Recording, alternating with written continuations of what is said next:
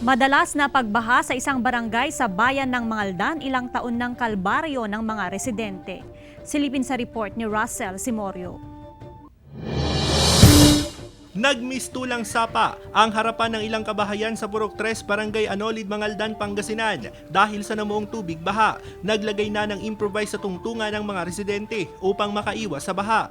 Kwento ni Aling Amparo, ilang taon ng kalbaryo ang baha sa kanilang lugar na madalas maranasan tuwing tag-ulan. Mabilis daw na tumaas ang level ng baha dahil mababa ang kanilang lugar. Sana matulungan kami dito sa lugar namin dito. Palaging tubig kasi. Pinuntahan naman ni Kapitan na ito.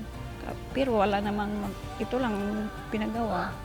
Wala namang madadaanan ng tubig. Pangamba ng mga residente ang sakit na posibleng makuha nila sa baha. Pagka umulan po na, ito na, baha na po. Matagal na po. Yung panganay ko nga po, 15 years old na, ganito na yung nadadaanan nilang tubig. Batid ng pamunuan ng barangay ang problema. Natabunan na raw kasi ang drainage canal dahil may ilan nang nagpagawa ng bahay. Kailangan daw ayusin ang drainage para magkaroon ng daluyan ng tubig. Kakausapin namin yung mga may-ari ng lupa doon, saka kung patatabunan yun.